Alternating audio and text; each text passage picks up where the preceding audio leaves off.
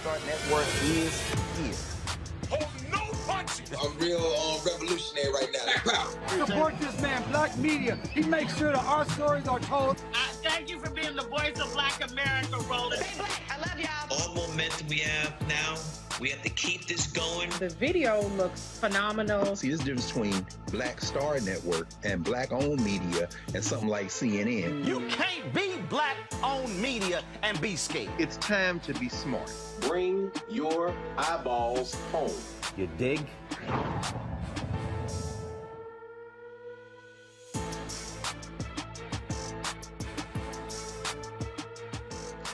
It's Friday, May 6, 2022. I'm Michael Imhotep sitting in for Roland. Here's what's coming up on Roland Martin Unfiltered, streaming live on the Black Star Network. Redlining, the discriminatory practice of classifying ethnic minorities and low-income neighborhoods as hazardous for investment continues, but three of the nation's largest banking institutions want to update an anti-discriminatory bank law to address the harm of redlining. We'll talk to the president and CEO of the National Community Reinvestment Coalition pushing for the changes. A white New York teacher is on administrative leave for handcuffing, shackling, and making his black students pick cotton during a lesson on slavery. A former Colorado police officer pleads guilty to assaulting a 76-year-old woman during an arrest. A wrongfully convicted Indiana man will receive $7.5 million, the largest settlement awarded to a wrongfully imprisoned plaintiff in the state of Indiana. The conduct of a Maryland officer that has Prince George's County facing a $75 million lawsuit is now a convicted felon. The Poor People's Campaign is gearing up for next month's Moral March on Washington and the polls. They'll tell you how you can get involved. And in our Education Matters segment, we'll look at a nonprofit organization that found a way to help Black and brown students prepare for the future. It's time to bring the funk on Roland Martin Unfiltered, streaming live on the Black Star Network. Let's go. He's got it. Whatever the biz, he's on it. Whatever it is, he's got the scoop, the fact, the find. And when it breaks, he's right on time and it's rolling. Best believe he's knowing. Putting it down from sports to news to politics. With entertainment just for kicks, he's rolling. It's on go, y'all. It's Roland Martin, yeah. Rolling with Roland now. He's funk, he's fresh, he's real, the best, you know he's Roland Martin now.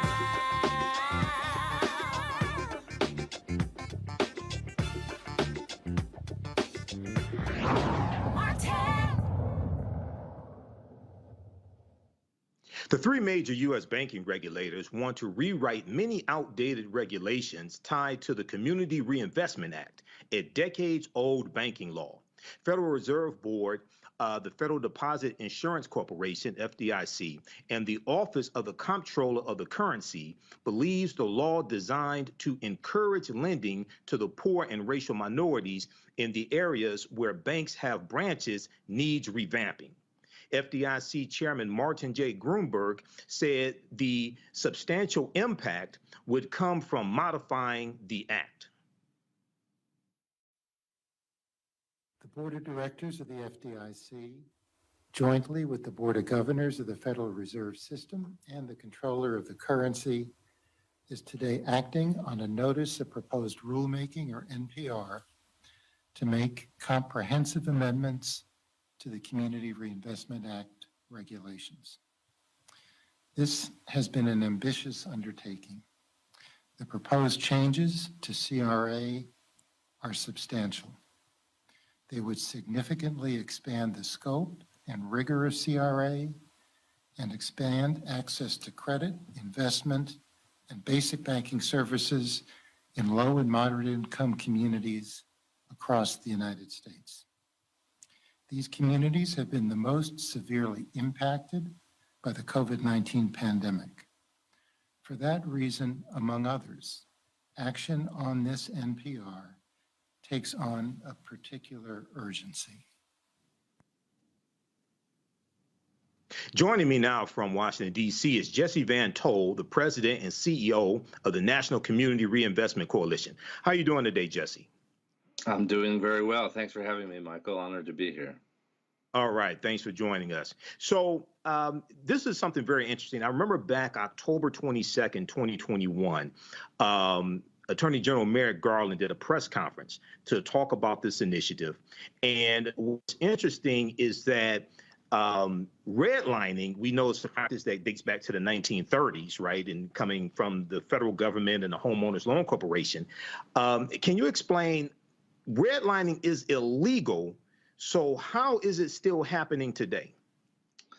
Yeah, that's right. I mean, we've passed a number of laws to deal with racial discrimination in lending, including the Community Reinvestment Act of 1977.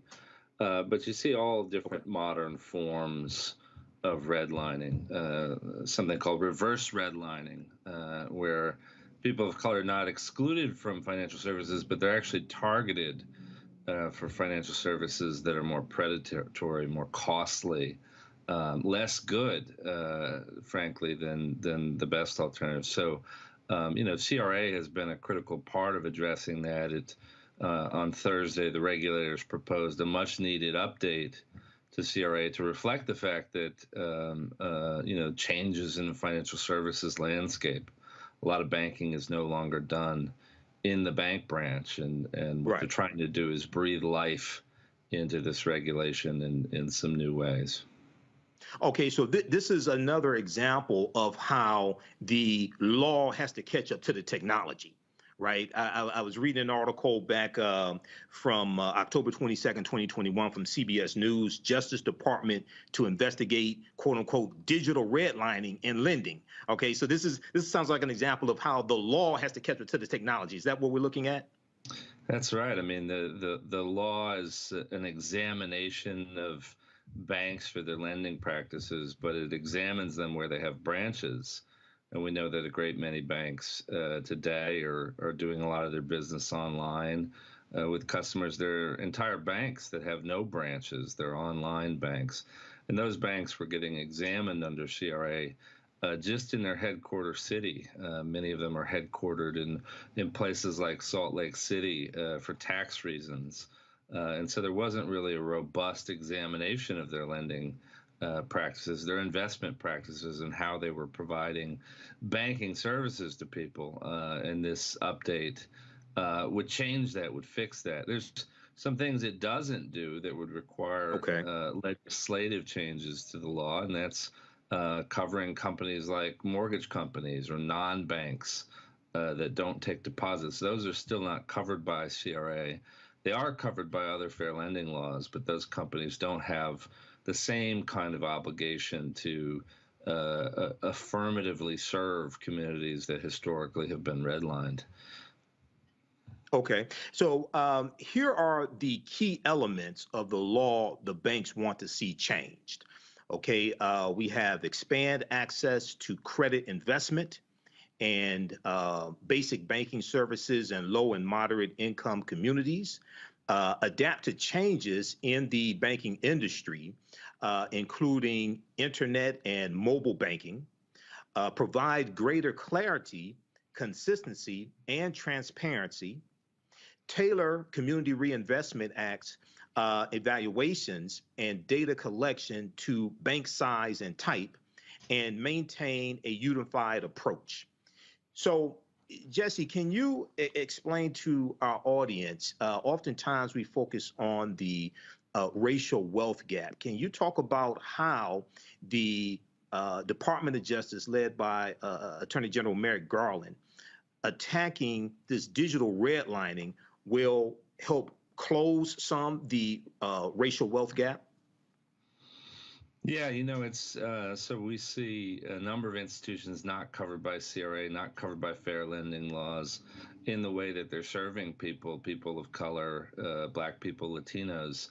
It's sort of a wild west out there when you think about what's happening on your mobile phone, the changing nature of financial services, how people are banking today, on their phones, with new and different companies. And we certainly see, Right. I mentioned before, reverse redlining. That's really the targeting of people for higher cost financial services. They may not even know that they're paying more. You see lots of small business owners, for example, going online to get small business loans. You see alternative forms of financing cropping up, people going to, no longer to their banks, but to new and different companies. We saw during PPP lots of scams targeting people to try to help them with a PPP loan. And those are examples of, companies that operate outside of the regulatory infrastructure that's in place that are not covered by many of these laws like CRA, but they are covered by fair lending laws, and the Department of Justice can go after them for digital redlining, for digital discrimination, for use of things like algorithms in their, artificial intelligence that may be baking in factors that are discriminatory on the basis of race, without necessarily explicitly saying that they are discriminatory. We've seen lenders use in underwriting models things that are proxies for race that disproportionately impact people of color, and it's not on the face of it problematic, but when you dig into it, things like what social media platforms people are on, or what hours of the day they post to social media, or did they graduate from college? Do they write in uppercase or lowercase on their social media pages? These may sound silly and as though they have no impact, but turns out there are racial differences in how people do those things, and companies relying on that kind of data in their loan process to do underwriting to determine whether or not you're a good bet for a loan or for banking services could be discriminating. And those are the kinds of things I think the Department of Justice, the CFPB, and other regulators are looking at to go after. Okay, so you just said a lot there, Jesse. I think a lot of people don't know how deep this is and how pervasive this is. Okay, I'm going to go to my panel here in just a minute, but you talked about algorithms. Okay, so can you?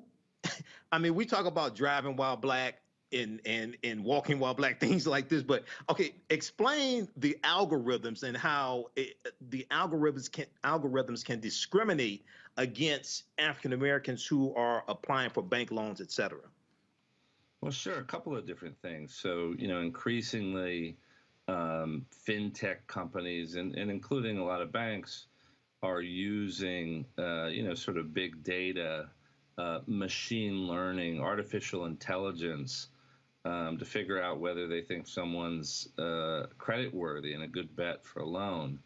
And essentially what you have is, AI, artificial intelligence, looking at a whole bunch of different data, including data never before used in lending, to come up with, an algorithm to figure out whether someone is a good bet for a loan or not. What's their likelihood? What's the risk of them defaulting on that loan? And one of the problems is depending on what goes into that algorithm, it can be discriminatory. And in fact, some companies are using machine learning to where, the computer itself, the AI itself, is coming up with new ideas as to how to underwrite differently. You put in bad data, you get bad data out, right? And so we've seen some of those practices be problematic in terms of how it impacts access to capital and credit for people of color, for low-income communities, and other underserved communities and people. Okay. Now, the 1977 law, the Community Reinvestment Act law, addresses fair housing practices. The proposal will undergo several revisions and should be finalized later this year, later 2022. Now, is this something that has to pass Congress, or can it just totally be handled by the Department of Justice? The proposal issued on Thursday by the three bank regulatory agencies, the FDIC, OCC, and the Federal Reserve, can be finalized by those agencies. What can't be done is expanding the law to cover other types of companies. That would require an act of Congress. So you can't apply the law to mortgage companies, to certain fintech companies, insurance companies, and the like. But those banking agencies can act and will act to finalize these proposed changes later this year, as you said, and that'll be subject to a public comment period where anybody can comment and suggest ways in which the regulation could be strengthened. And we certainly plan to do just that.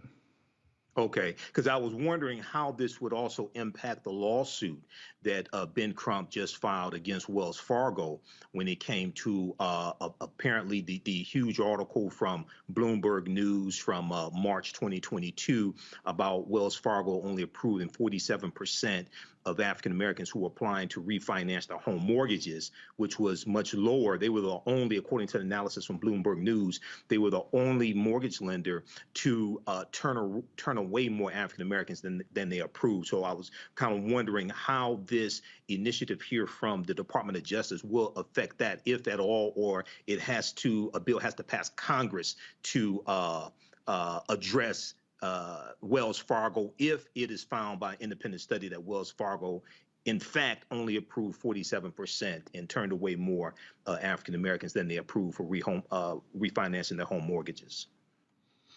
Yeah, no, it's very relevant. You know, it's the original sin of the Community Reinvestment Act. It was passed in response to redlining, which was race discrimination, but it was passed on the basis of income. Yes. The regulation to date has spoken to low and moderate income people and low and moderate income communities.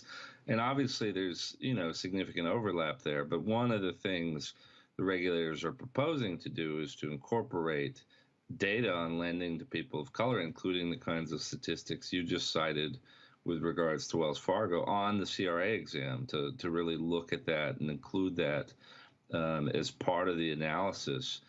City by city, place by place, how well are banks doing at lending to African Americans, to Latinos? They're also doing things like separating some of the data that was in CRA before.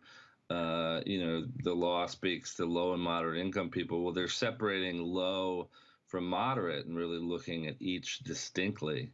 The law speaks to lending to small businesses. Well, they're separating the very smallest small businesses from other small businesses, and we know that disproportionately the smallest businesses are owned by people of color, are owned by women. A lot of Black-owned businesses have no employees. Right. They're quite small, and they're in need of microloans from the banks, and the banks tend to focus their efforts at the higher end of what's allowable under CRA, and those kinds of changes proposed on Thursday could really help expand access to capital and credit for the smallest businesses, for low-income people. And again, by incorporating race data, it'll shine a light within CRA on the kinds of practices you mentioned earlier. Absolutely. Well, that's definitely good news. I want to bring in my panel here and see if they have any quick questions for you, if you don't mind, Jesse. First, we have, these are regulars here, Roland Martin Unfiltered. Kelly Bethia, JD, communication strategist. How you doing, Kelly? Matt Manning, civil rights attorney. And Dr. Jason Nichols, senior lecturer, African American Studies Department, University of Maryland, College Park. So let's start with Kelly. Kelly, do you have any questions for Jesse regarding the Department of Justice cracking down on digital redlining? Sure. My main question is, with everything that's going on as far as interest rates and inflation, how impactful will this regulation, revised regulation be to minorities, considering that there's an interest spike when it comes to, a spike in interest rates, rather, when it comes to lending from these banks? And secondly, will there be penalties for banks who do not comply? Is this a mandate, or is this just more like you can do this, like a suggestion? Yeah, both great questions. So certainly interest rates, that makes housing less affordable. It costs more to buy a home, and that's a big part of the equation. We've seen interest rates rise and fall. I think they'll remain high for some time. Eventually they'll come down again.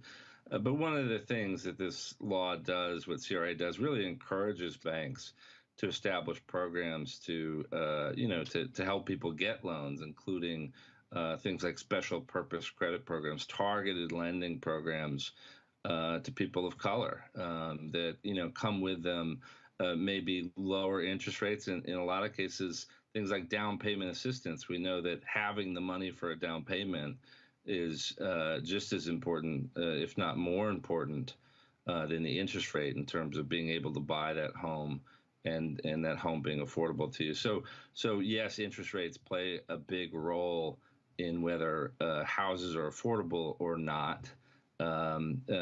Historically, we've seen interest rates even higher than we've enjoyed for the past 20, 30 years.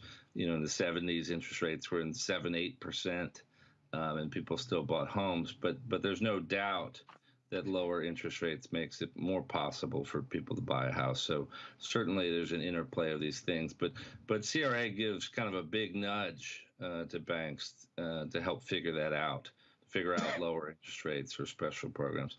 With regards to enforcement, this law, it has some teeth and is getting more teeth with the proposal on Thursday. So a bank that fails its CRA exam, and more banks are expected to fail their CRA exam under this proposed regime.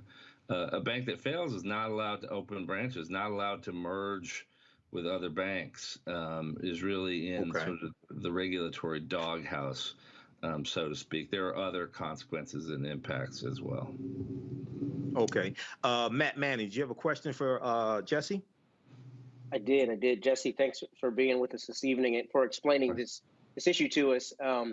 I read in one of the articles that there's a concern by the larger lenders that this is going to increase significantly their regulatory and compliance costs.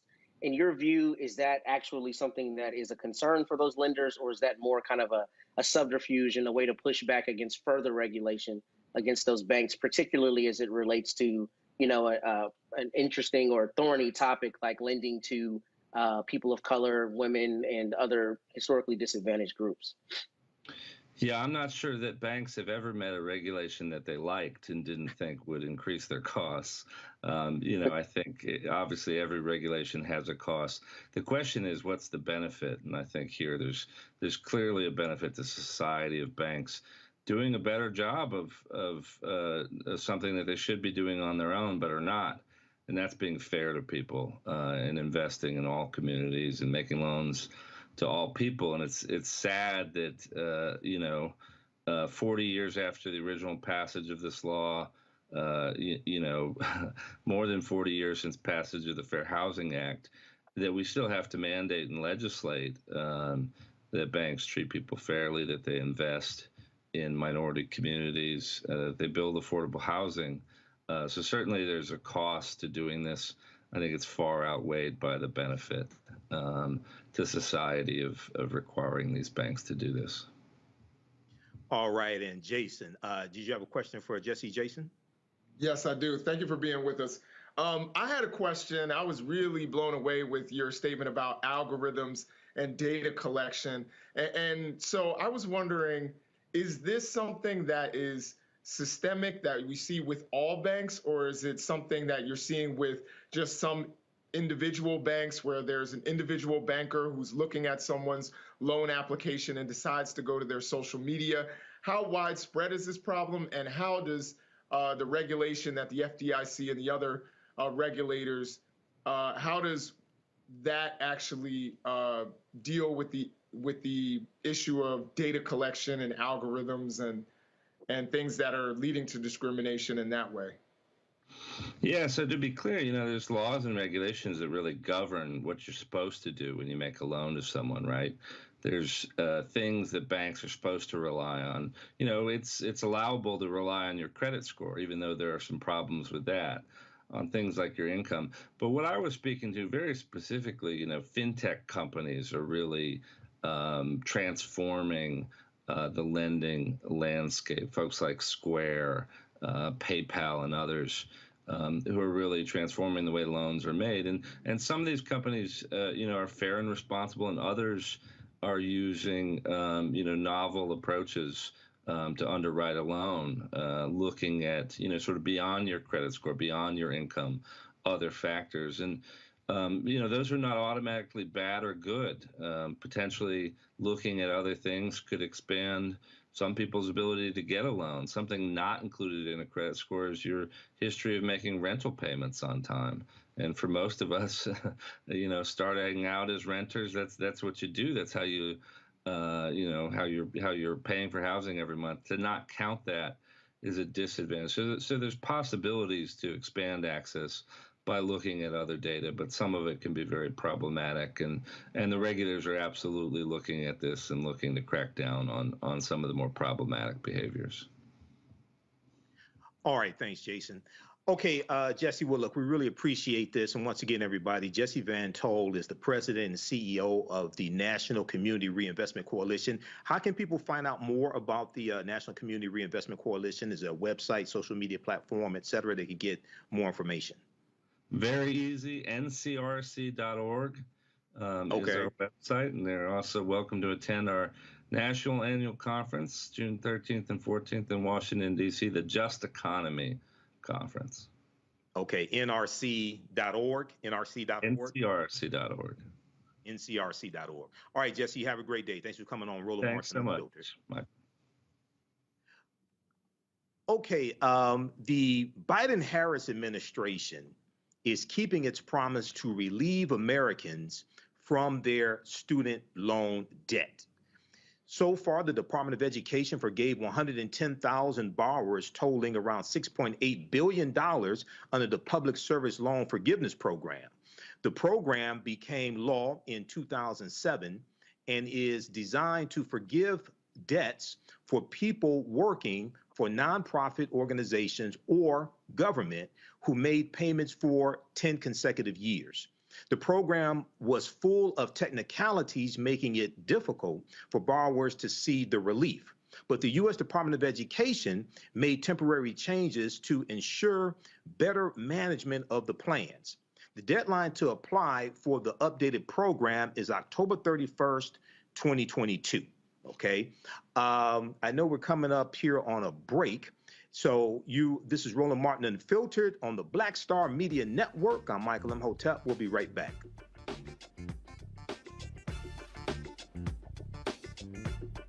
I'm Deborah Owens, America's Wealth Coach. And on the next Get Wealthy, we're talking cryptocurrency. Does it scare you? Does it confuse you?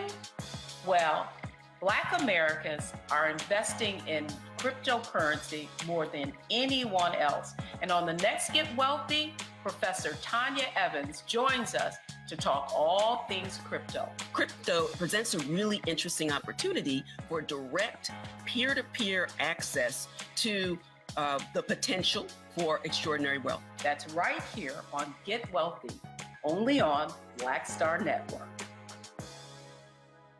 So do me a favor and think for 1 second about your mother. What comes to mind? Probably too many things to comprehend right now. Our moms, whether they're with us or not, are still probably the most impactful person in our lives. On the next A Balanced Life with Dr. Jackie, a tribute to our mothers. You won't want to miss it here on Black Star Network. I'm Angie Stone. Hi, I'm Teresa Griffin. Oh, Roland. Hey, Roland, I am so disappointed that you are not here, first of all.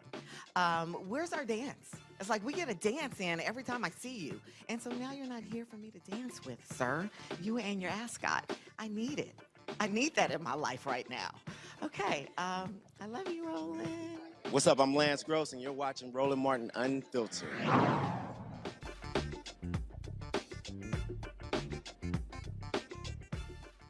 Welcome back to Roland Martin Unfiltered. Right before the break, I was talking about the Biden-Harris administration is keeping its promise to relieve Americans from their student loan debt. So another 110,000 student loan borrowers have had $6.8 billion discharged. Now, this is from the changes made to the Public Service Loan Forgiveness Program. There was an article from Forbes.com back in March 1st, 2022, that I talked about on the African History Network show. And it talked about how changes to the Public Service Loan Forgiveness Program could allow an additional 1 million student loan borrowers to have their debt forgiven. So this 6.8 billion is in addition to the 17 billion that has already been discharged by the Biden-Harris administration as well. And now it's about 800,000 people under the Biden-Harris administration that have had student loan debt discharged. So while people are waiting for Biden to wave a magic wand and discharge all student loan debt, he's not going to do that. He said that earlier this week. This is taking place right now, and people can take advantage of this. I want to go to my panel here because I think this is really important to talk about. I've been watching the Secretary Miguel Cardona, Secretary of Education, continually talk about student loan debt that's being discharged, while at the same time, a lot of people, especially a lot of African Americans I see on social media, are just waiting for student loan debt to be discharged. But a lot of us can take advantage of this right now. I want to go to Matt on this first. Matt, do you have any comments on this? And what in Texas, and you teach at a college as well, how do you think something like this will help African American college students or people who have student loan debt? I think this is a wonderful decision, particularly because I know a number of people like me who were prosecutors or in government service for a number of years who actually got denied. Before they released this, just the other day, I was having a conversation with a former colleague of mine who has 10 years in service and applied and got denied. So in my own life, I know that this will affect me, considering there were a number of years that I was a part of this program. I think this will incentivize people not only going to government service, but staying in government service. Because in a number of industries, including the practice of law and others, people think of government service for a couple years and they go and then they try to go private sector so they can make significantly more money. And I think this will allow us, one, to keep people of good caliber and of good acumen in their respective fields in the government, because they know it'll actually be forgiven. But beyond that, the bigger part is the boon that it'll give to the economy, and it'll give to particularly young families, young people who might otherwise be interested in buying a house but are dissuaded because they've got to make a gargantuan student loan payment every month.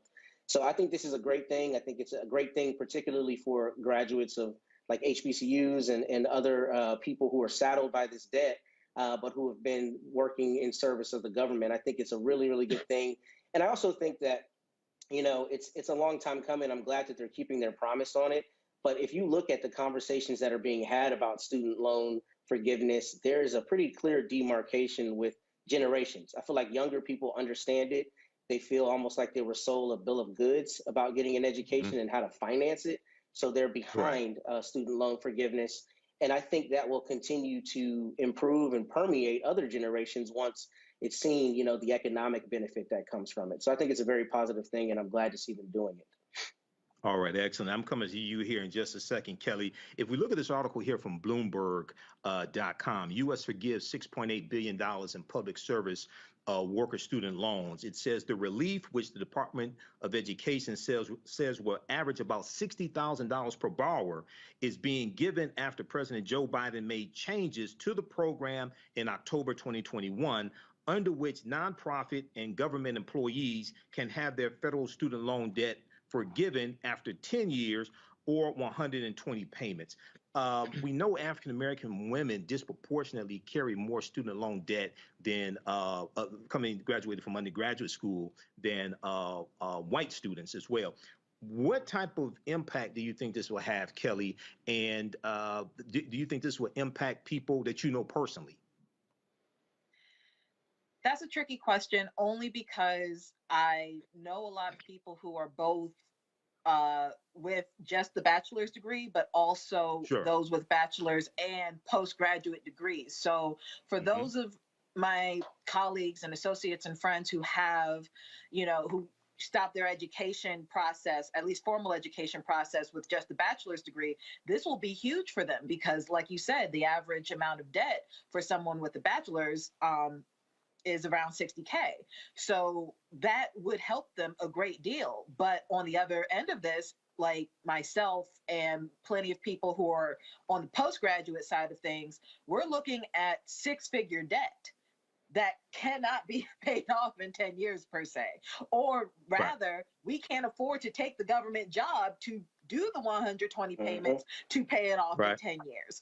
So that is the issue that a lot of people say again? I said a lot of times you have to take a pay cut to take a government job. Right. Exactly. So and that's a large reason why I haven't gone into public service in that vein, because I literally can't afford to, even though that's where my heart has been for a long time. I literally cannot afford to do it. So for people in my bracket, when it comes to debt, I actually know people who have way more debt than I do. I know someone who has $500,000 in debt after going to undergrad, master's, PhD or JD, what have you. The $60K is like the interest rate. You know what I'm saying? That's the interest payment. So it's a tricky question. It is helpful for many, but not for all. So until we get to the all part of it, which is, people like me, people like the people I just described, it's still going to be a huge issue when you have debt that costs more than your house. Wow. CNBC also has a story about this as well from May 4th, 2022. Education Department forgives loans of more than 110,000 people in public service. Dr. Jason Nichols, so you teach at a university as well. I know you know a lot of people who take out student loans, things like this. What impact do you think this will have? And have you talk to any people maybe who graduated from college who've had their student debt forgiven either through this program or another one from the Department of Education? So I haven't actually directly spoken to anyone who has said to me that they've had their loans forgiven through these programs. I know a lot of people were looking for President Biden to make this a sweeping legislation that just wiped away all student debt. He has made it clear that he's not going to do that. He made that clear actually even during the campaign that he wasn't going to do that. And I will say that I think it does help. I think $60,000 is a down payment on a house in a lot of places in this country. So I think it is an important and a significant amount of money. 60K is 60K. Even for people who are saddled with huge amounts of debt, $60,000 versus nothing, which is what you've gotten for the last 10 years. I think it is significant. But as Kelly said, there are people out there who are taken advantage of, who are just trying to get an education to better their prospects to have a family, and they've had to postpone all of that because of the way this debt system that we have works. And, I think there are things that we need to reform about education. I think public college, and I work at one, I think public universities should be free, tuition free.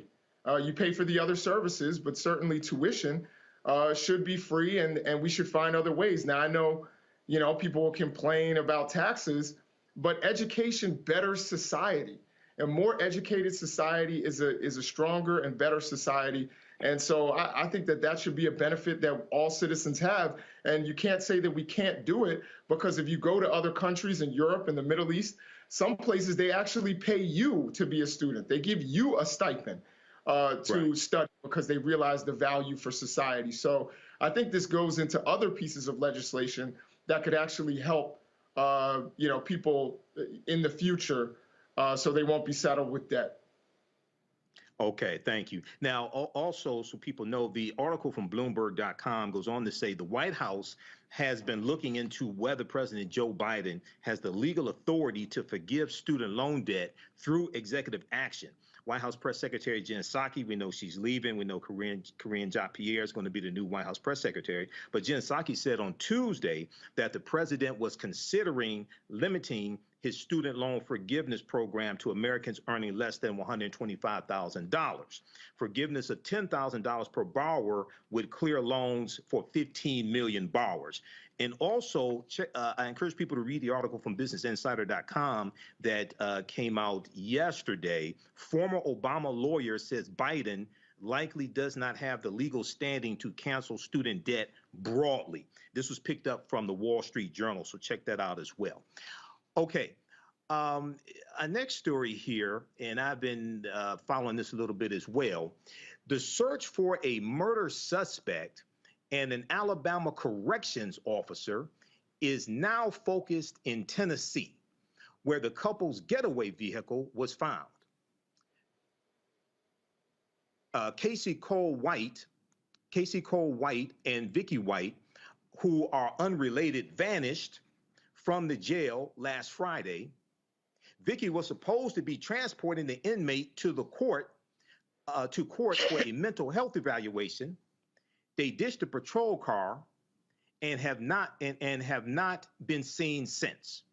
Officials discovered the two had a special relationship, quote unquote, special relationship over the last 2 years.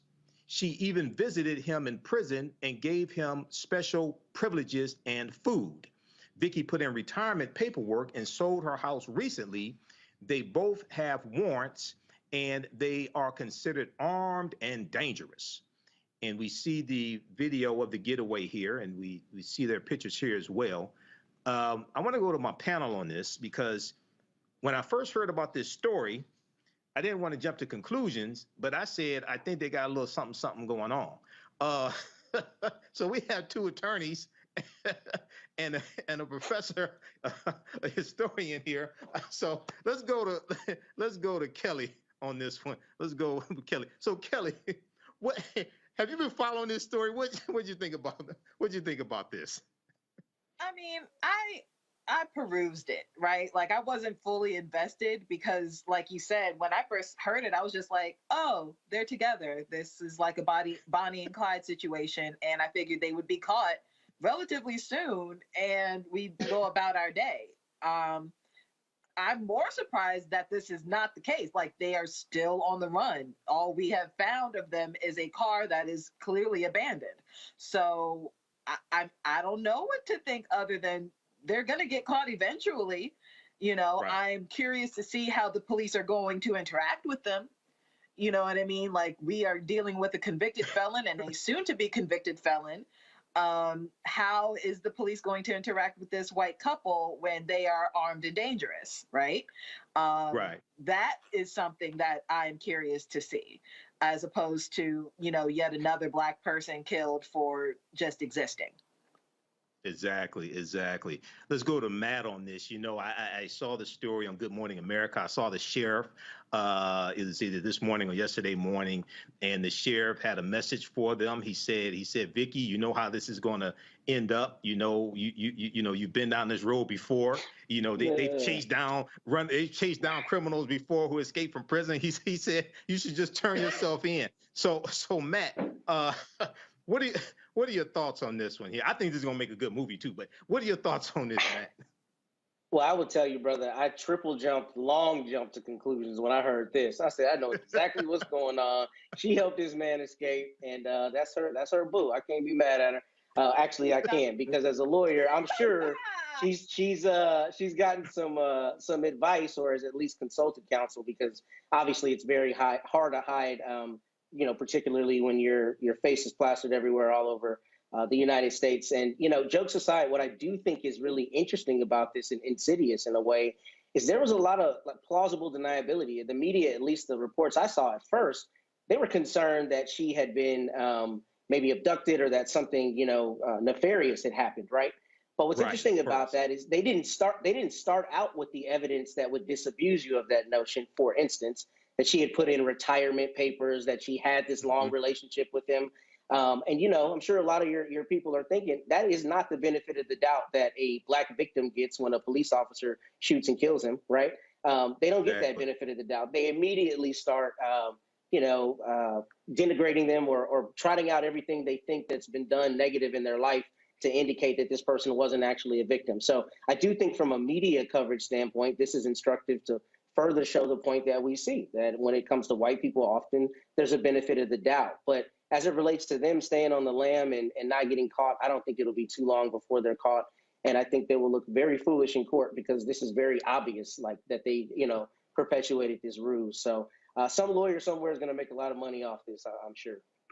Exactly. And, I know there are laws against convicted felons selling their story and making movies and things like this. But, the guy's 6'9".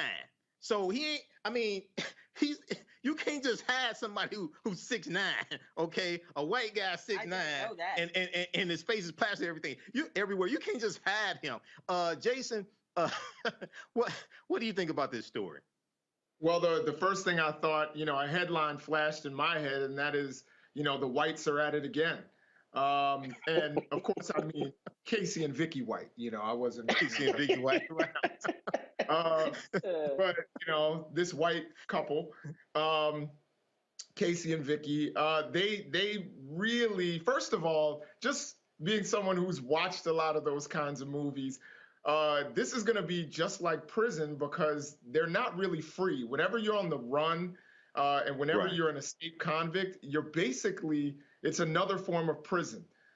So they're enjoying their time together, perhaps right now, but they're going to realize they're not free. They can't go places, and it is very hard to hide when you are a 6'9", individual anywhere, and you're not Detlef Schrempf or some other white 6'9" guy. So they're gonna be caught. And this woman has, I don't know what kind of family she has, but she's ruined things for her family. She's ruined their reputation. She's going to spend time in prison. I don't know if she has children, but she separated herself from her other loved ones for this, quick, maybe couple of weeks that she gets to spend with this guy. And I think she should have just lobbied for a conjugal visit or something like that. And maybe it would have been, that would have been worth it rather than what she's about to endure. And this individual, I guess he had nothing to lose, but she certainly did, and she made a terrible choice. Yeah, I think they're going to realize, this sounded really good when we were planning it, but this is not turning out the way we thought this was going to really end up. All right. Next story. In Colorado, a former police officer gets 5 years in prison for the brutal arrest of an elderly woman with dementia. Okay. In June 2020, Austin Hopp attempted to arrest Karen Garner after receiving a shoplifting call from a local Walmart. Karen Garner returned the $13 worth of merchandise she allegedly took. When Garner did not comply with Hopp's orders, he slammed her to the ground, breaking her arm, spraining her wrist, and separating her shoulder. And we have the video here. I remember when this happened, and remember seeing this here on Roland Martin Unfiltered. Now, Hopp pleaded guilty to assault. His partner, okay, and we have the pictures here. His partner, Daria Jalil, Jalali, Jalil, faces misconduct and failure to intervene charges for her role in the incident. Okay, I'm going to go to my panel on this. Now, this is a strange story. This may not be politically correct, but here we see a Karen getting justice. Okay, I know it ain't politically correct, but anyway, here we see a Karen getting justice. Okay, she's not the one who was in the wrong here, but I remember seeing this. And once again, this is an example of how some people just should not be police officers. And in my mind and seeing this and reading what happened, I don't think they had to treat her like this. I want to go to Jason first on this. Jason, what are your thoughts here? Well, first of all, I remember seeing that video here on Roland Martin Unfiltered, and I think it is so incredibly troubling. The woman returned the merchandise, $13. There was absolutely no need. I'm not even sure there was a reason for an arrest, but to violently slam her to the ground. You had a female officer who was there, who was present and probably could have handled that in a different way. Instead, they get aggressive with this woman. And again, I think it becomes, and with the risk of sounding insensitive, and I feel for this victim, but it's almost like the chickens come home to roost. That once Black people start getting abused, it eventually is going to move out, and other people who would normally be privileged, they start getting abused too, because power starts to corrupt, and then they start going even into other communities thinking they can do everything to anyone. And this is obviously a working class person too. This isn't a rich woman. And I don't think they would have done that to a rich woman.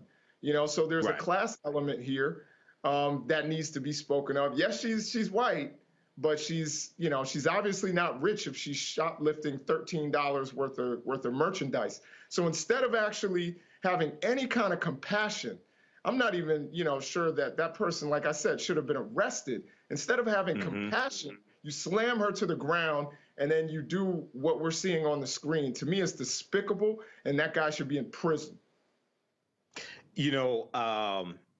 Matt, if people, I tell my listeners to check out from the Washington Post the database called Fatal Force. Fatal Force from the Washington Post documents each year police killings, okay?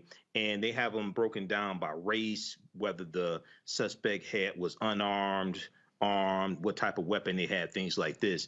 Each year, and it's been this way for the past number of years, each year there are more white people shot and killed by police than African Americans. Now, we're disproportionately shot and killed by police, but there are more white people killed each year by police than African Americans. And one of the things that I ask is, where are the body cam footage and the cell phone footage of white people being shot and killed by police? I know they have them, because when you look at Fatal Force, it even breaks it down by whether there was video, what type of video, and if cable news and social media was flooded with images of white people being shot and killed by police, I think you can get the George Floyd Justice and Policing Act passed.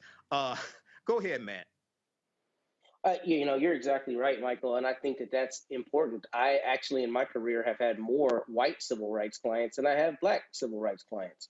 And I think what is driving that is it doesn't go to the narrative that we are making a bigger deal about something that needs to be made, when in fact, this is an issue with policing across the board, to your point. What's particularly insidious about this, I think Jason covered all of the elements of the video very well, is the fact that in this case, Ms. Garner will likely have a settlement, particularly because she's an older woman, and this is particularly heinous with that element. But these are still incredibly hard cases to vindicate. What is so sad about this is, looking at this video, they'll probably settle this case because of the publicity. But this is the kind of case that happens every single day, where a circuit, particularly like where I practice, the Fifth Circuit, finds a way to say qualified immunity shields these officers. Jason hit the nail on the head. This woman allegedly stole $13 of merchandise that she returned.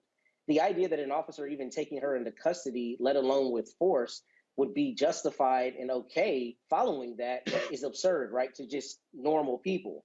But the law allows it to happen. And this is the rare instance where the officers pled guilty, probably because of all those aggravating factors. But what really needs to happen systemically is qualified immunity has to be abolished, because every day people are abused by the police in ways this bad and considerably worse. And every day they get poured out by a panel of judges who says it's okay that the officer did it that way. So until we fix the legal hurdle to plaintiffs getting justice in these cases, this will be the aberration, not the standard response to the rule. Kelly?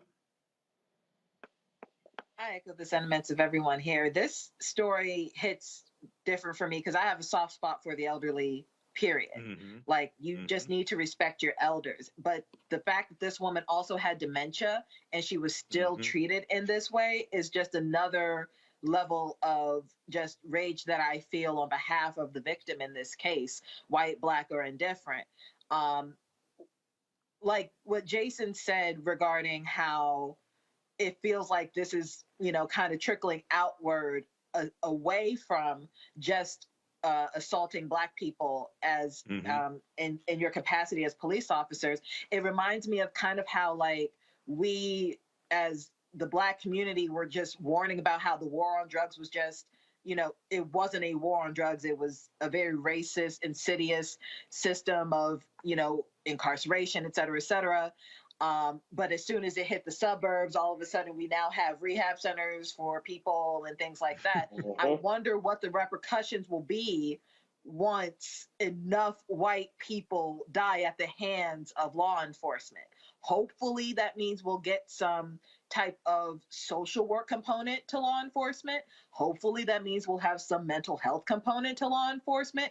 Hopefully that means we'll have more a more common occurrence of people on councils, so to speak, like a police officer citizen council to monitor situations like this. It's unfortunate that it takes a white person or just a non-Black person to make change in this country. But if that's what it's going to take, then let it happen. But I'm glad that this woman is getting justice. I'm glad she didn't die. You know what I'm saying? Like, I'm glad that, you know, this is not one of those situations like George Floyd or like Sandra Bland. It is unfortunate that it happened at all. But if that is what it's going to take for some form of criminal justice reform, then, you know, thank you, kind of. And Michael, can I add something very quick? Go ahead, Matt. I was just going to add, if I remember correctly, Colorado is actually the state or one of the states that implemented a law where they don't have a shield for qualified immunity on the state side. So if I'm remembering correctly, I think that probably played a big role into this because there the officers don't get that shield from the state charges or on the state side in terms of civil liability. And that is instructive as it relates to what other states can do in terms of their legislatures in making sure that this is actually going to be something where people can be held accountable. Because I think Jason and Kelly hit the nail on the head about this trickling out.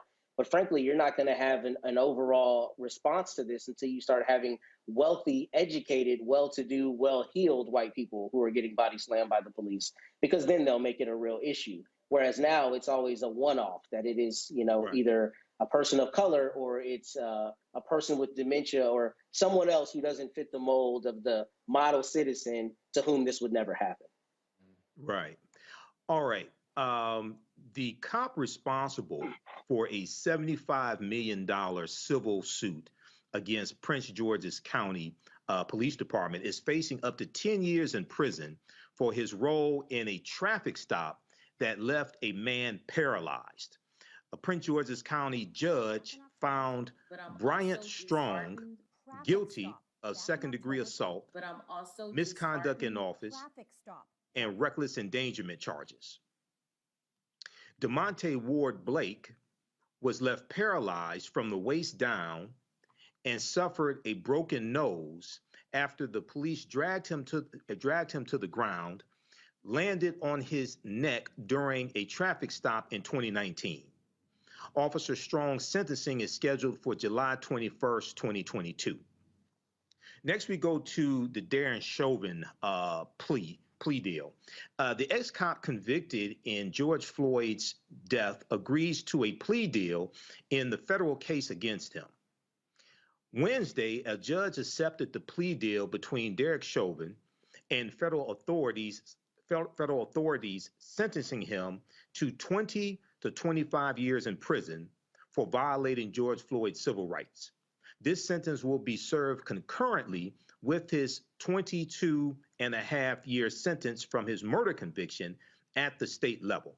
According to the plea deal filing, Derek Chauvin will serve between 17 and 21 years behind bars.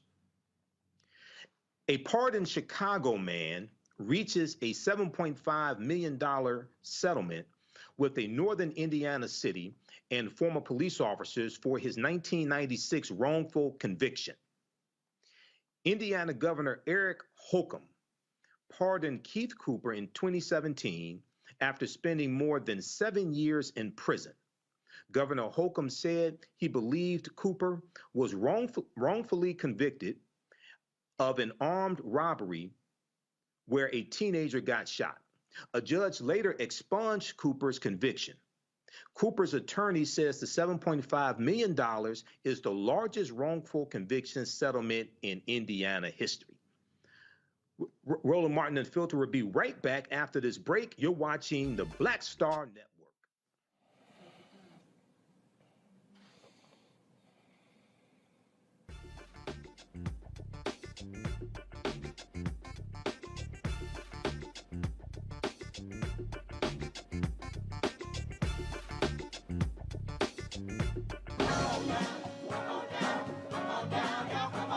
Welcome you to the launch of the Mass Poor People's Low Wage Assembly and Moral March on Washington, D.C., June 18, 2022. We are a new, unsettling force, and we are powerful. A new, unsettling force, and we are here.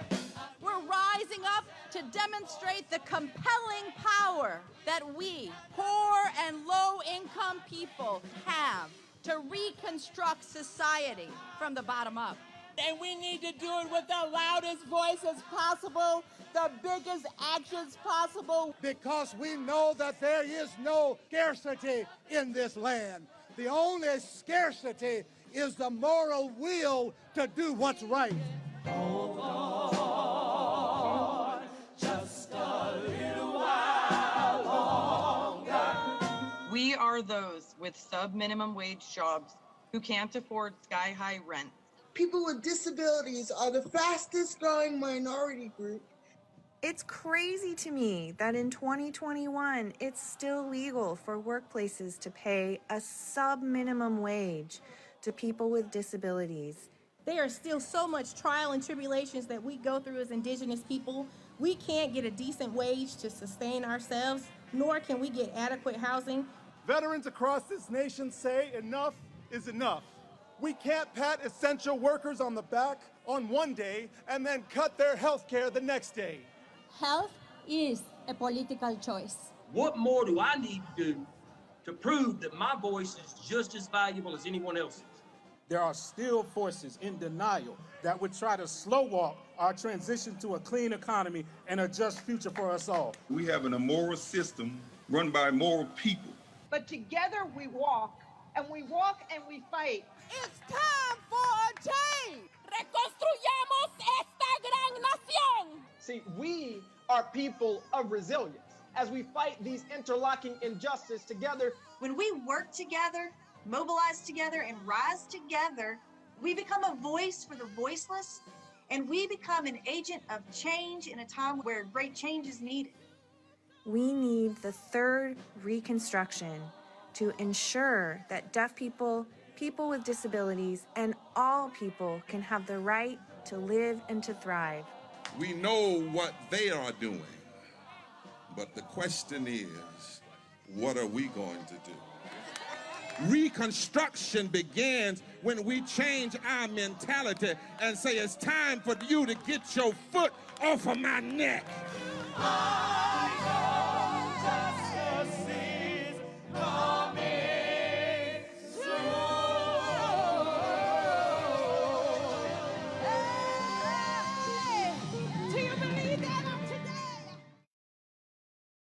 Hi, I'm Vivian Green. Hey everybody, this is your man Fred Hammond, and you're watching Roland Martin, my man, Unfiltered.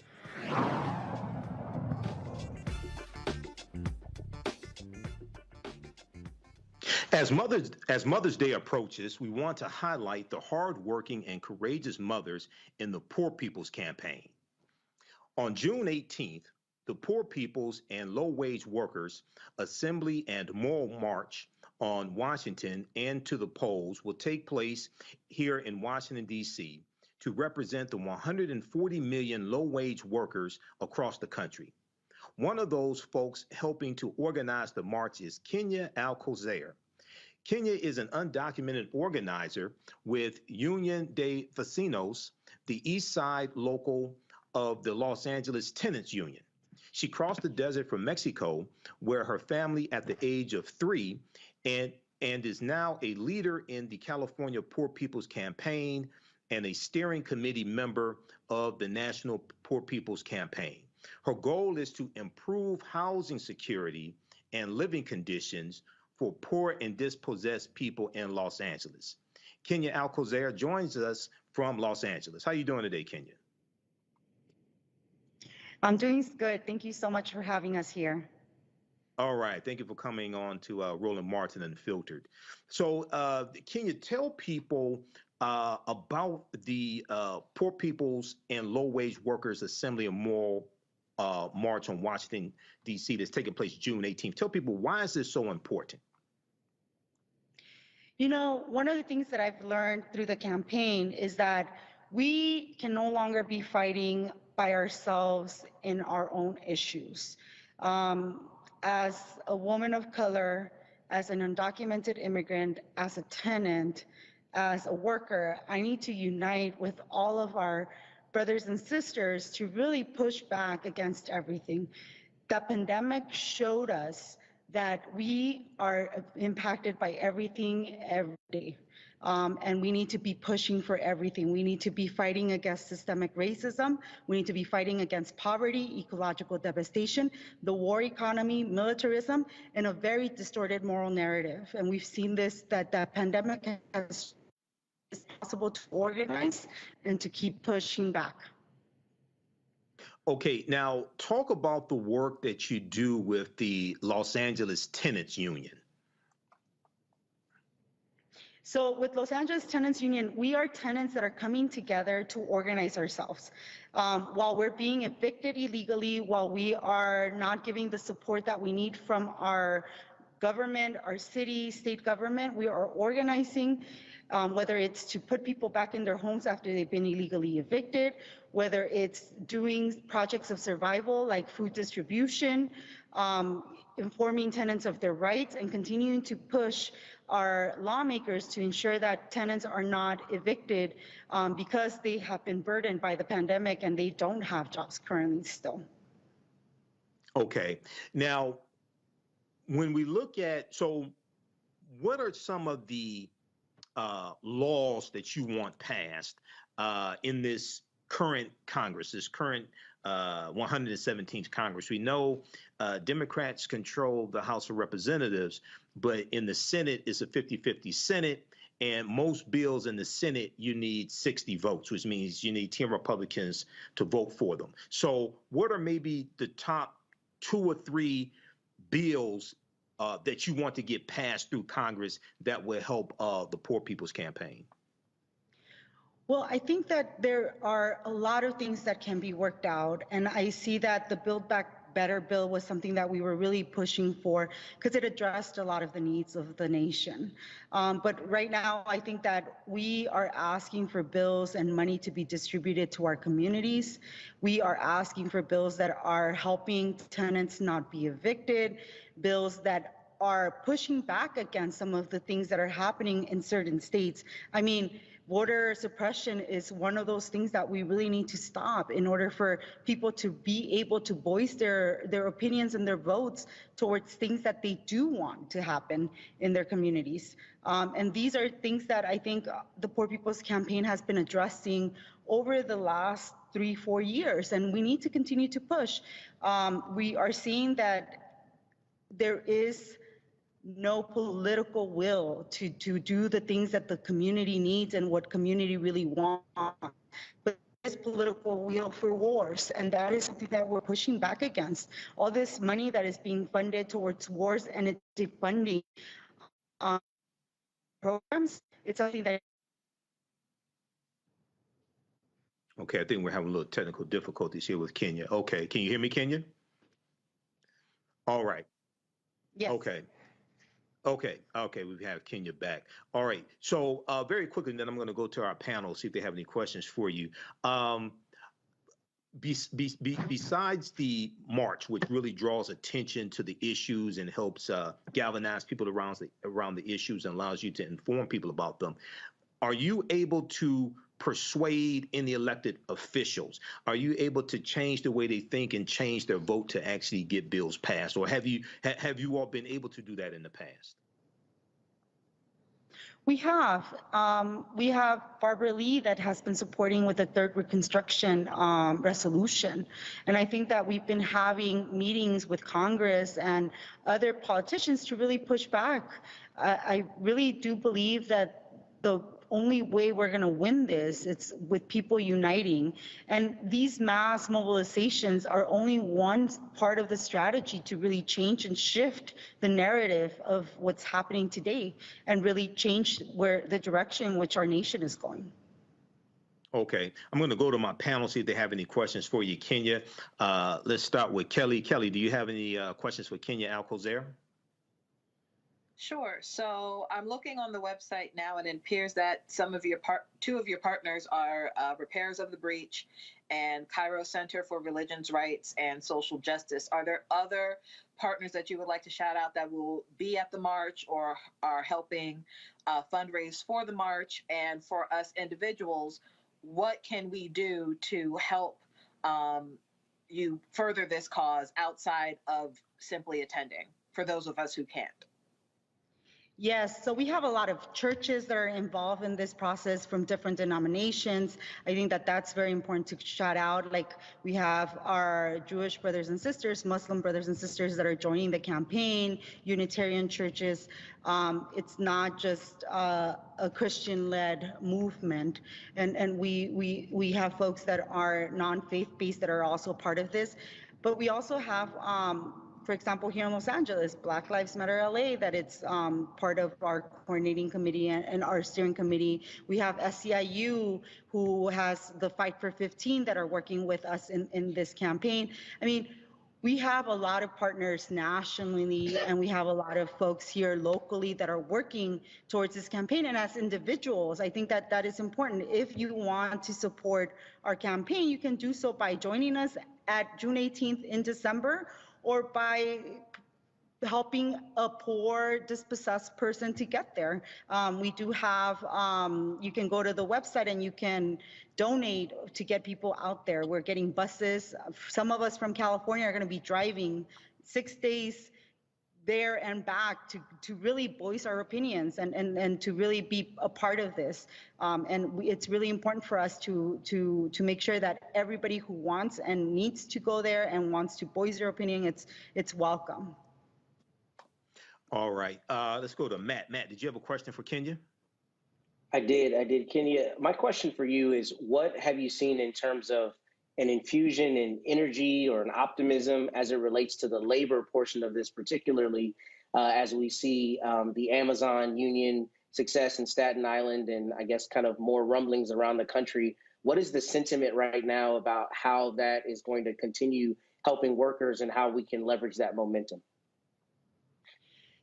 You know, I'm here from LA, and we've been unionizing workers and asking for unions for workers to be a part of. I mean, we had a huge campaign 10 years ago with car wash workers. We have unions where day laborers are making their voices heard. So for us, this is the moment, this is the time where workers can see themselves not just as workers, but as human beings, and that they can see themselves attached to many of these movements. A lot of these folks are getting harassed at work, getting harassed at home by their homeowners, are getting their landlords getting harassed everywhere, and this is something that needs to stop. I think this is the year of worker power. This is the year where workers are coming together and are realizing that they have powers in numbers, and that's why this moral march in DC, where we're calling to workers, especially low-wage workers, it's going to be critical and important to continue the movement of unionizing.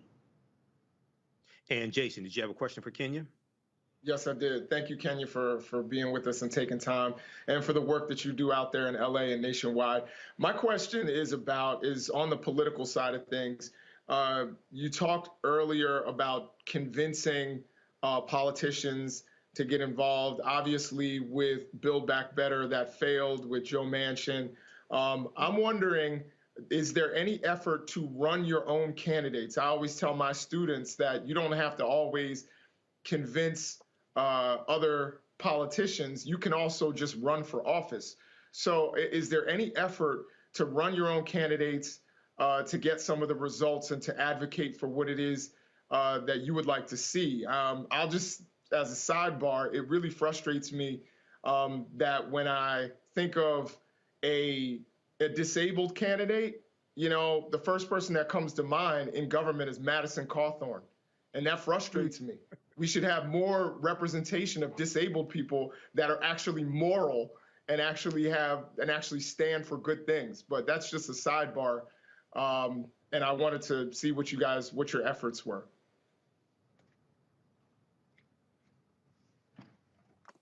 Did you hear that, Kenya? Okay. Go yes, ahead. I did. So we're a nonpartisan movement. We don't give the stage to politicians. We persuade them to do the work that they need to do. And we are not a party. We're a campaign. We're a movement. So no, we are not thinking of like pushing elected officials to, or community members to go out and become elected officials. But I will say this, we have inspired a lot of folks. From our ranks, a lot of folks have decided to go and run for offices, whether it's locally, whether it's statewide. And I think that that is something that we are able to influence. I think this campaign, it's thinking of how we as people start also shifting ourselves and moving ourselves to a different direction. All right. Well, we have the information up here on the screen. June 18th, 2022, Moral March on Washington. Well, Kenya, good luck to you all, and thanks for coming on Roland Martin Unfiltered. Thank you so much.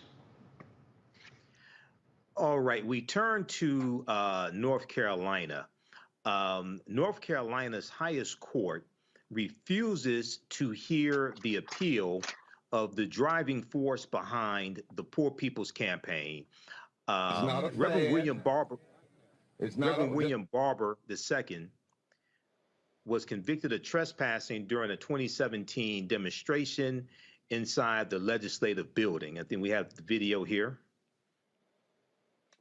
Okay.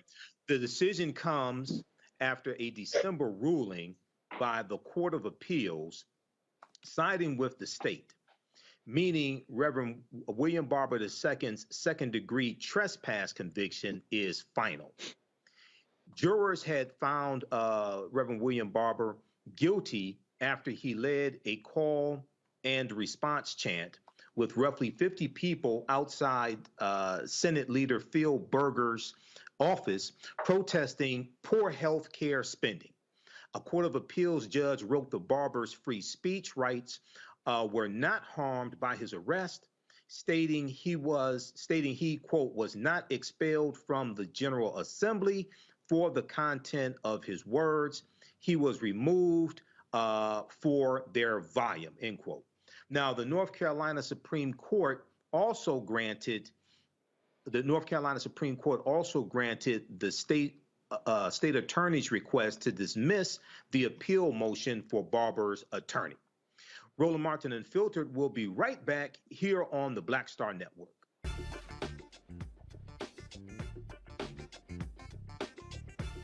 When I first moved to LA, me and Joe lived together, right? And that was a big blessing because I didn't have to worry about paying rent. You know, out here struggling, doing my thing, and that was a big, big help. And then when I moved out, I think that's when I saw the division because I think Joe felt like I didn't need him anymore. And it wasn't that. It was like, I'm a grown-ass man, two grown-ass men. But actually, that is true. You don't need him anymore. Right. When you grow up, first of all, when you grow up, it's like, hey, you help, and this time you get your ass out the house and go do your own thing. Right. He didn't want me to move out. But I'm like, you know what? At the time when I moved out. I mean, what? Were you paying a light bill? I wasn't paying anything. And I said, you know what? I need this responsibility. It's going to make me work harder in my career if I know I got rent to pay, I got bills to pay. I was paying a cell phone bill, that was it. Right. No, but Joe was treating me like a little butler, because I'm telling you, I was like Benson. I'm telling you, man, Please fetch me some water. He was using Jedi mind tricks. Yo, man, you still make them good grilled cheese sandwiches you made when you was little? No, you don't. Next thing I'm at the stove. Flipped it, and then it dawned on me. Tricked me again. Got me again.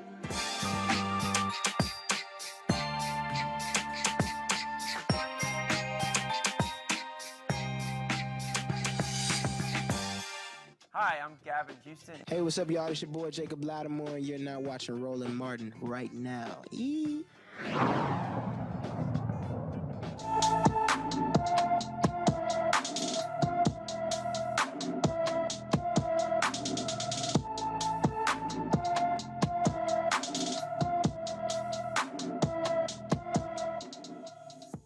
Jaleel Turner has been missing for over 2 months.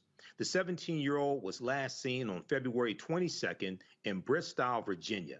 He's 5 feet 7 inches tall, weighs 140 pounds, with black hair and brown eyes. Anyone with information about Jaleel Turner should call the Prince William County, Virginia Police Department at 703-792-6500.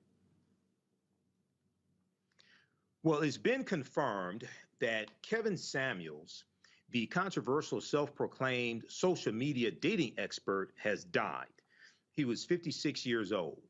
According to the police report, EMS was called to Kevin's home Thursday morning for a person injured and found Kevin unresponsive on the floor of his apartment.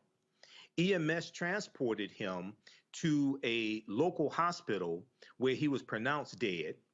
Samuels had a significant following on social media and often sparked debates with his hot takes on dating and relationships.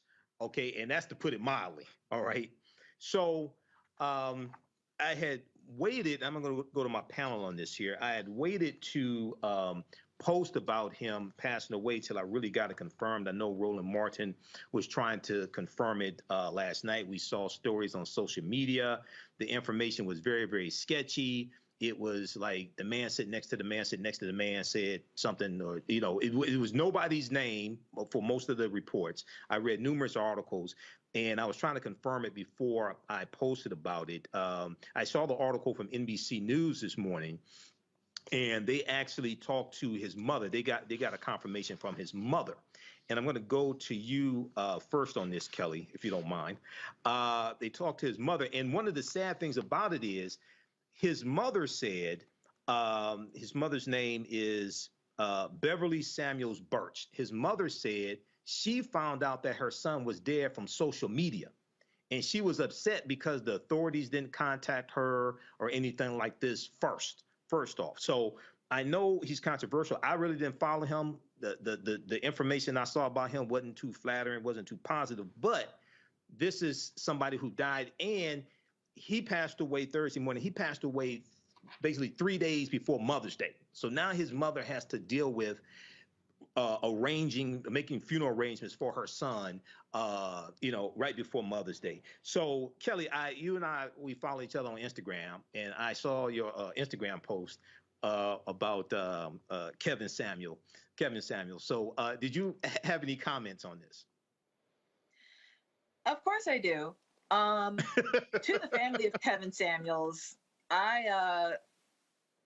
you have my condolences. Just from an ethical standpoint, a mother lost her child, and that is something that there's no word for when a mother loses their child. You have a widow when, a person loses their spouse. You are an orphan when you lose your parents, but there's no real word in the English language, to my knowledge, for when a parent loses a child. So that's how devastating this is for the family of Kevin Samuels. And with that, you have my condolences. But that said, that notwithstanding, rather, his legacy is more than that of one son. His legacy is more than that of one's father. My understanding is that he does have children. His legacy, by and large, is that of a hateful misogynist. And as a Black woman who had to basically navigate through his rhetoric for the past basically 2 years, because my understanding of him was, you know, his cult, so to speak, kind of grew during the pandemic on Clubhouse. As someone who had to navigate through those waters, it is incredibly hypocritical and almost a sense of poetic justice to me that this man died in the very way and from the very thing he cursed onto fat Black women on his platform. He died of a heart attack, and he essentially died alone. And for someone to basically make a living and build a following on the back of Black women in such a disparaging, belittling, degrading way, as if Black women don't deal with enough, I have but so much empathy for the death of this man.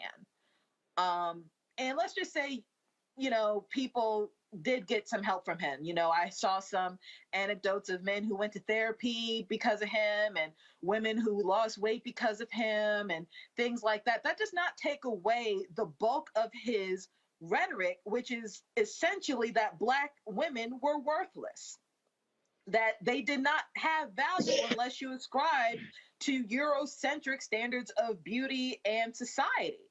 And that's simply not true. Further, he did not care about Black women, and yet, because of the low self-esteem that these Black women had on his show, it was under the guise of help anything that came out of his mouth, which wasn't necessarily genuine, authentic, or even true.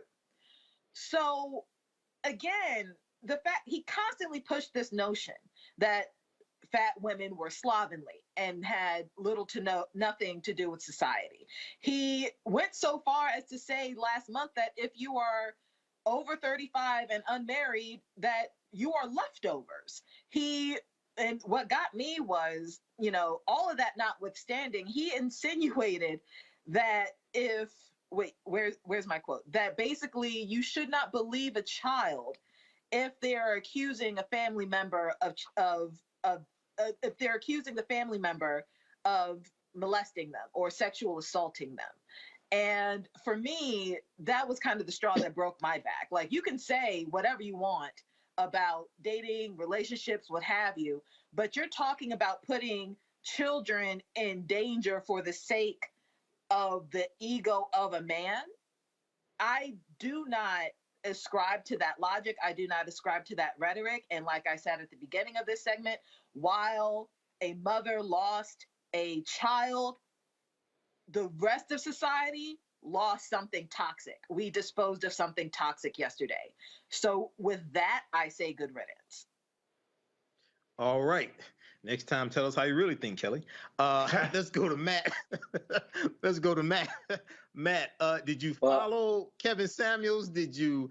What are your thoughts here? You know, I've only seen like clips of him. I didn't pay attention to him really. I read the statements about 35 and over, unmarried or leftovers. I thought that was ridiculous. But what are your thoughts here, Matt? You know, I don't have anything astute to say. I think Kelly said almost everything I was thinking and far more eloquently than I could have said it. I can count on my hand the number of his videos I watched. And the little bit that I did see was misogynistic. I mean, I have seen people on my own social media trying to sanitize the legacy. I mean, there are some people for whom they said, for instance, you know, look, he spoke to men just as critically at the beginning of his posting, and then he kind of transitioned to women. And that may be true. I don't have any empirical evidence on that, but what I saw was just per se hateful, and it was leveraging hate. It was people watched him because he continued to attack Black women and tried to find a way to continually devalue them. And I didn't think that has any redeeming quality. So kind of like Kelly said, you know, I have empathy insofar as somebody losing a family member is always a sad and difficult thing.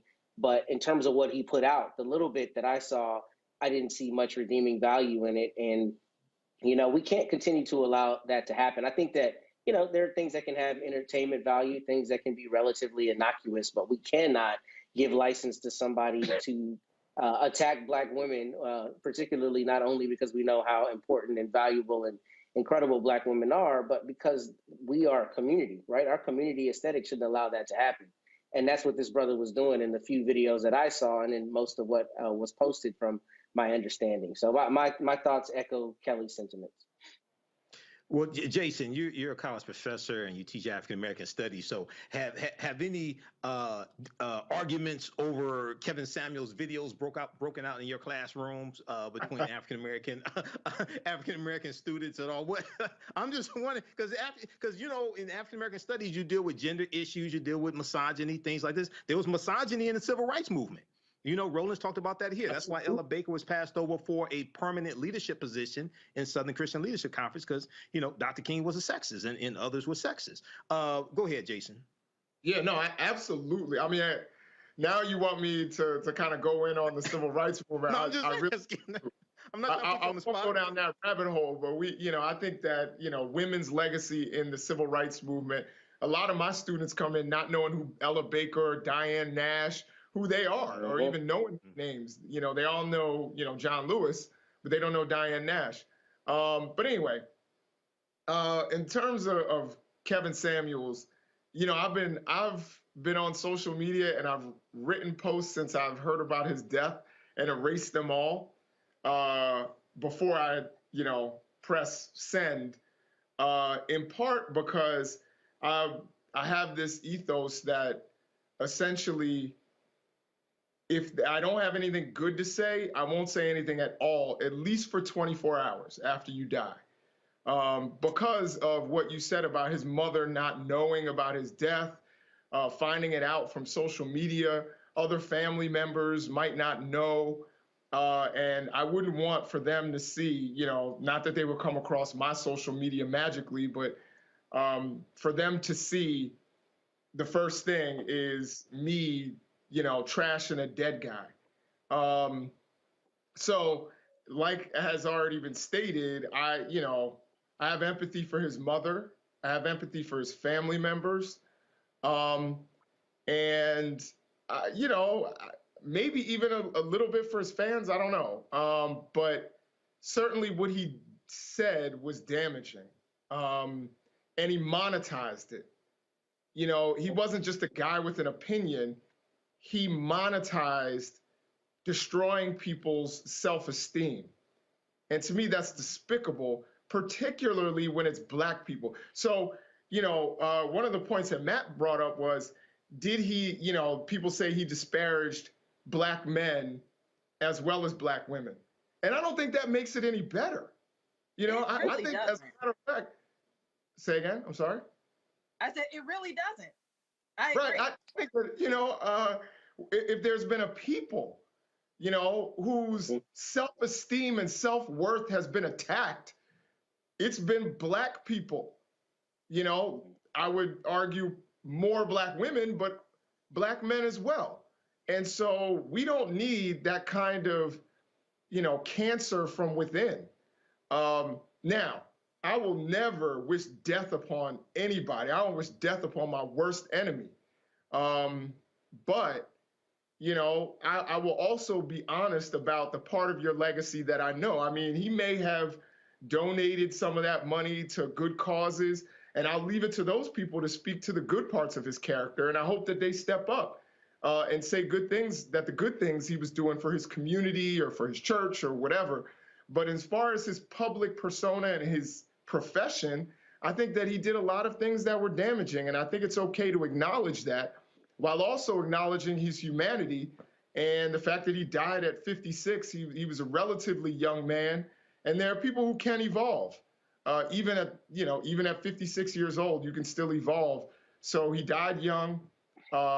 He died before he could change or apologize for some of the damage that he did within our community. And I know I'm going to get probably a whole lot of comments because every time I've mentioned Kevin Samuels in the past on social media, a bunch of dudes that I don't know come out of the woodwork, you know what I mean?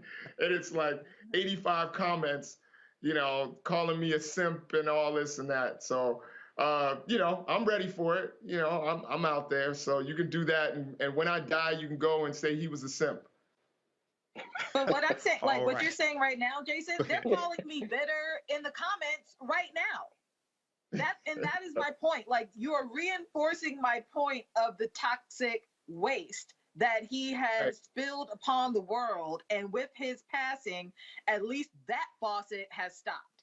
You know what I'm saying? Just because I'm fat does not mean I am bitter. Just because he was talking about fat women does not mean I am bitter towards his comments. I am just speaking truth to power, just like how he was powering lies. It's no different. And like I said, good riddance. Let's keep it real. I don't really know that many Black guys that aren't into full-figured women, to be honest. That's, maybe it's just my friends. I don't have a problem dating. I'll say that much. That's all I'm going to say about it. I don't doubt that either. But I hate the fact that kind of rhetoric, and not just him, it wasn't just Kevin Samuels. He didn't invent this lane. There were a whole lot of others who have come before him, who got exposed for certain things, who were exploiting, basically tried to run the opposite racket of Kevin Samuels.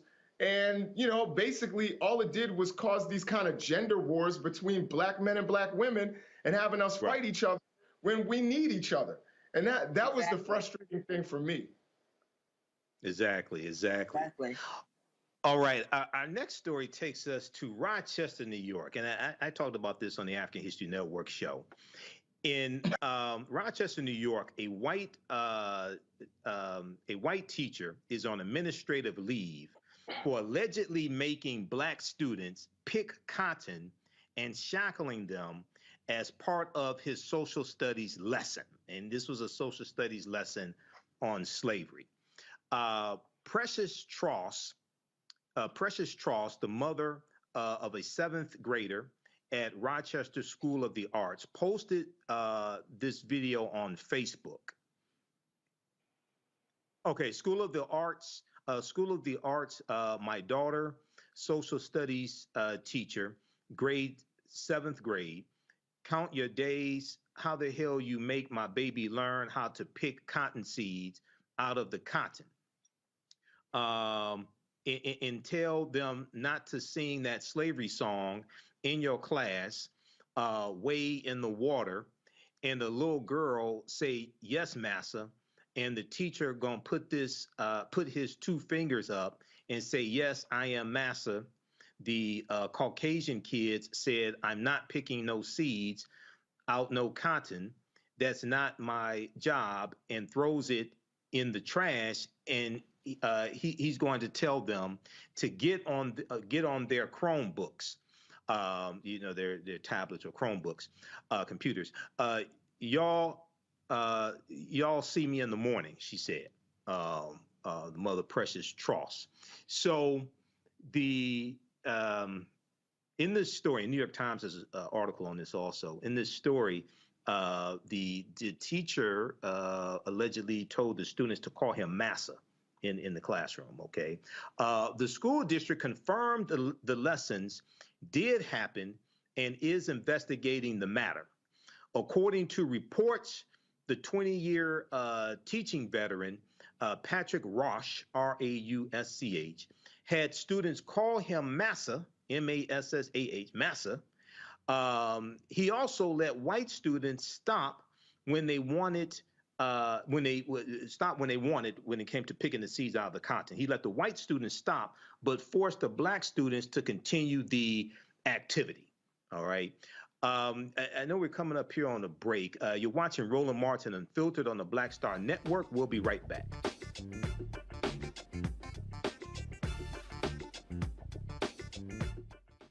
Pull up a chair, take your seat at the Black Table with me, Dr. Greg Carr, here on the Black Star Network.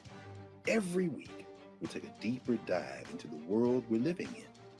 Join the conversation only on the Black Star Network.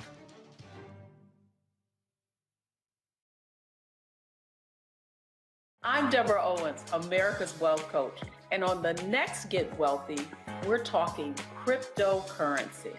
Does it scare you? Does it confuse you?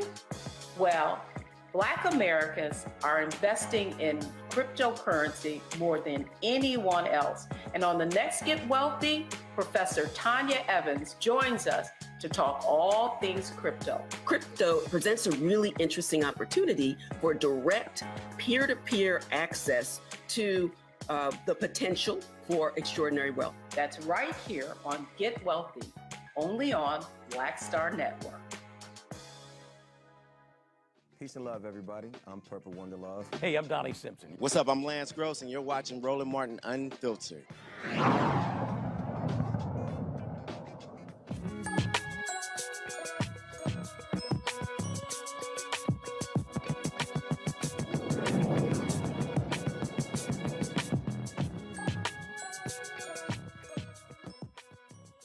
An organization in South LA is using education to empower the next generation.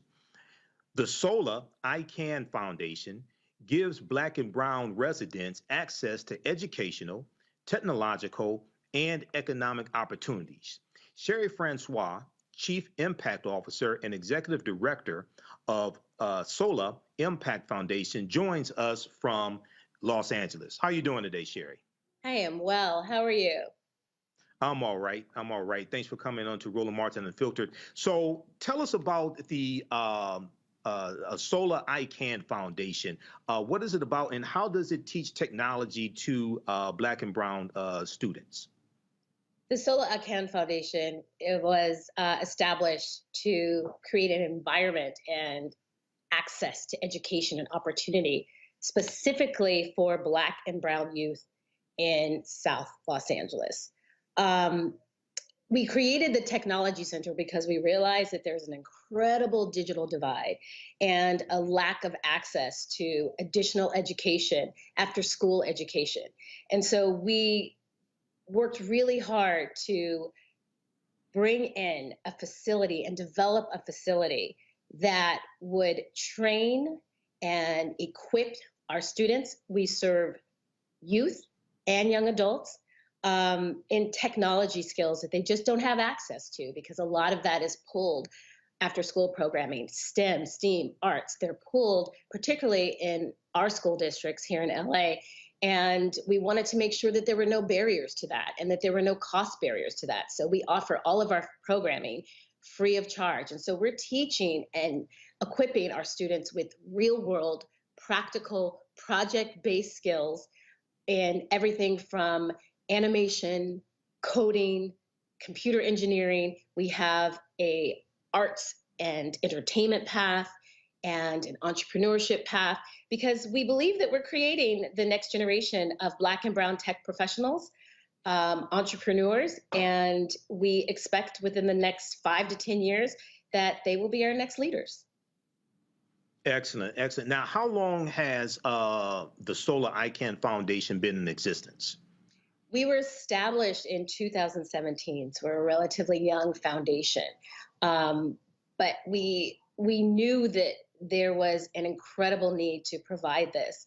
And in a very short amount of time, we've been able to establish programs in scholarships, providing Black and Brown youth educational opportunities for college readiness.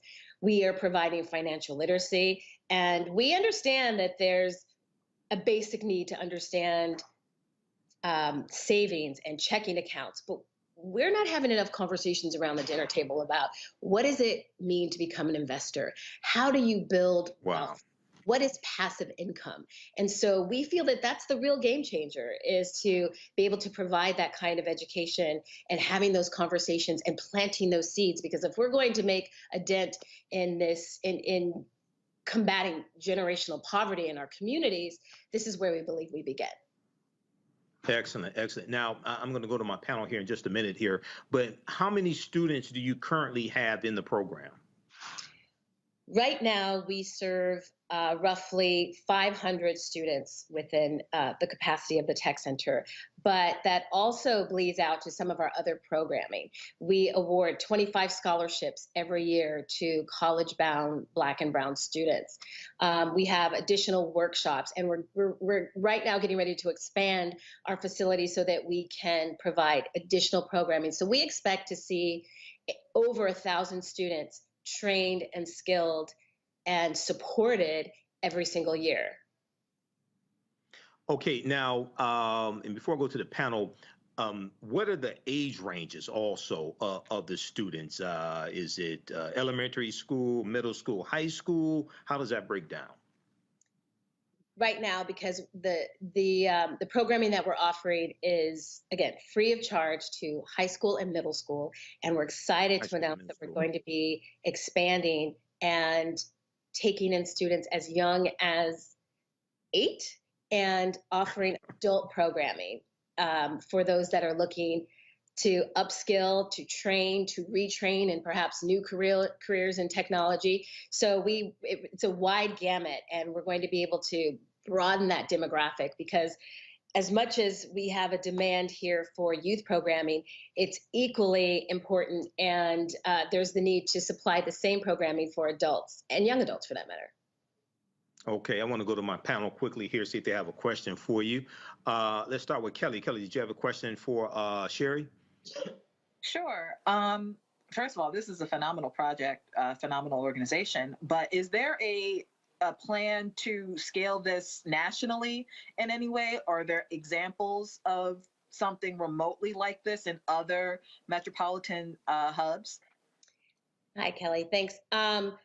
What I will say is Sola Impact, the parent company that I work for, the Sola I Can Foundation is the affiliated nonprofit.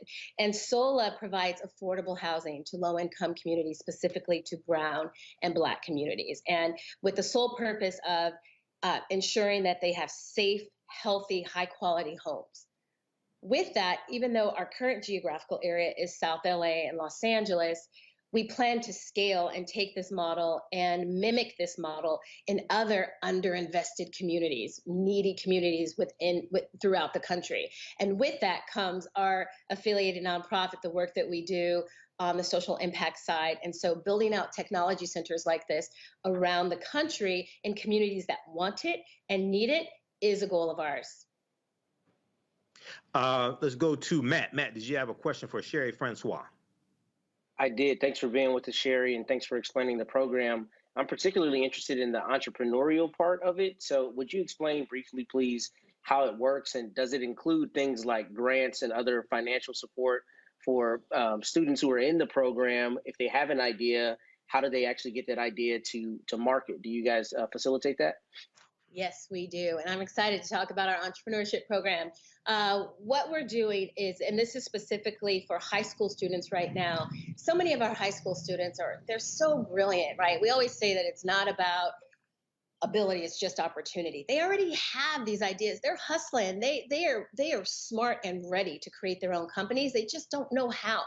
And most within our community, whether they're high school, adults, there's a lack of capital. We know this. So we want to support that. So the existing program as it stands right now is affording our young folks to be able to come to the table with their ideas. We're taking those ideas from paper and putting it into action. So this is a very, very short program. This first 10 weeks is a part 1, and then there's an extension. By the end, when they graduate they have the opportunity to present to investors and have the potential to be awarded seed money so that we can help them with their business. And it just doesn't end there. We want to make sure that we're helping one of our primary business objectives in social impact is to make sure that we're cultivating minority and women-owned businesses. So we hope that these businesses that these young folks are creating, we want to help make those viable businesses and sustainable businesses win the community, because we all know that that also lends itself to economic development for these communities that need it. But most important, like I said earlier, we're building the next generation of entrepreneurs. And Dr. Jason, did you have a question for Sherry? Thank you so much, Sherry, for coming on and explaining your program. It reminds me very much of the time pretty recently I interviewed Ro Khanna, who's from out there in California as well. And he makes the claim that the way to build wealth for Black communities is going to be in the tech field. My question is, with your entrepreneurship program, particularly as it pertains to tech, are the students being provided mentors and internships, paid internships, and things that will give them experience before they actually go to start their own businesses? So we know how important it is. I had a great mentor who helped put me on a track to success. And so I'll tell everybody right now, we're looking for great mentors to match with our kids. We think that's vital. We know that that's important. We also are matching them with what we call success coaches to help them meet and get past those barriers where they may be stuck. So yes, that's a hard yes, in fact, that we do have mentors for these kids. We are looking for more mentors for these kids, particularly those that have been in it, that have their own journeys to tell, particularly those that look like our kids, which they don't see enough of, I will say. And ideally, every single student of ours within this tech center would have their own dedicated mentor. All right, excellent, Sherry. Now, thanks, Jason, and thanks, Sherry. How can people get more information, sign up? What's your website, social media platforms? solaican.org. Okay, SOLAICAN.org. ICAN.org. Yes, and it is okay, the Sola ICAN Foundation. Okay, excellent. And that's our motto. We believe if you can see it, you can be it. And we stand by that. So we want to make sure that we're providing that to our students, to our community, the opportunity to see all that they can be. All right. Thanks, Sherry. Thanks for coming on Roland Martin Unfiltered. You have a great day. Thank you for having me. All right. Well, before we get out of here, this Sunday is Mother's Day, and I want to give the panel an opportunity to give a shout out to their mom for Mother's Day. So we'll start with Kelly, your mom or any other mother you want to give a shout out to. Happy Mother's Day, Mom. My mom is actually here with me right now. She's waving. Okay. But her birthday is also on Mother's Day, so it's a double whammy, and it's usually my favorite time. Like anytime her birthday lines up with Mother's Day, that's my favorite time because it doesn't feel like two birds with one stone. It feels like an extra celebration. So happy Mother's Day and happy birthday to my first best friend. I love you so much. You want to come and say hi? Can you hear her? She's saying woohoo. Right. Okay. All right. Let's go to Jason. Jason, you want to give a shout out to your mom for Mother's Day or any other mother special in your life? Absolutely. So first, I want to give a shout out to my mother who's with me in spiritual essence. I love you and I miss you. And happy Mother's Day. I also want to give a shout out to my stepmother. You know, happy Mother's Day. She's been so important for our family and what she's brought. You know, now that my mother is gone, she's definitely stepped into that role and helped me out and mentored me in a lot of ways. And to my grandmother. So shout out to my grandmother as well, who is actually in the hospital right now, but she's recovering. And just want her to know that I will see you soon. I love you. Happy Mother's Day. All right. And Matt, you have a special let me forget my wife. Your wife. Yeah, let him. It's your wife. Yeah, whoa. Let me say that. Baby, I love you. My wife. Okay. All right, Matt. Yeah, well, I want to say happy Mother's Day to my mom. Ma, I love you dearly, and you know that's especially special coming from your favorite child, number one. Number two, I want to say happy Mother's Day to my big mama, all my aunties, all the church mothers at my dad's church, every person who poured into me when I was at Howard and law school, and even to this day. I'm so appreciative of y'all and blessed to have you. And just thank you to all the mothers that take care of us all the time. We love you all dearly. And happy Mother's Day to y'all. Excellent, excellent. I want to give a shout out to my mom also. Happy Mother's Day to my mom as well as my daughter's mom as well. Happy Mother's Day to you as well. And the Roland Martin Unfiltered staff wanted to share this special message for all the lovely mothers ahead of this Mother's Day weekend.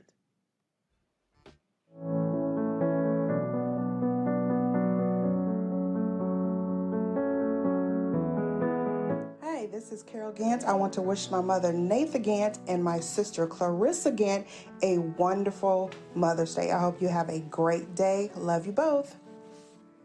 I just want to say happy Mother's Day to my lovely mother, Adeline, and my two sisters, Merlin and Maddie.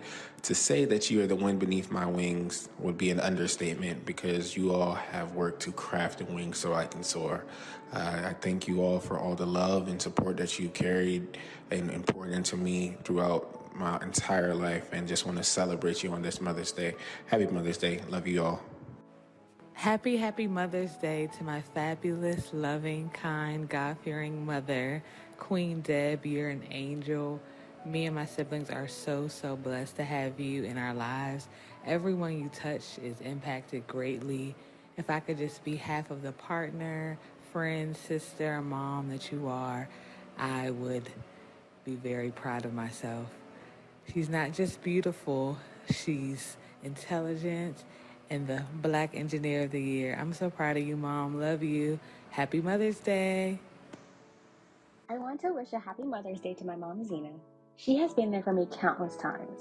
And I love that she always has the time to laugh at my jokes, be my shoulder to cry on when I make mistakes, and singing with me in the car on long road trips. She's one of the most creative and funniest people I know, and I am beyond blessed to be her daughter.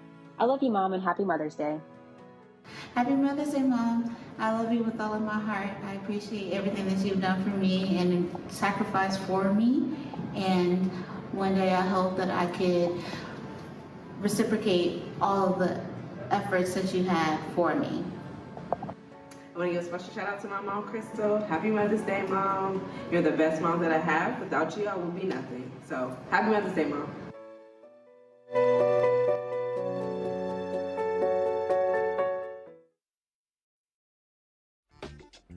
Thank our panel, Kelly, Matt, and Jason.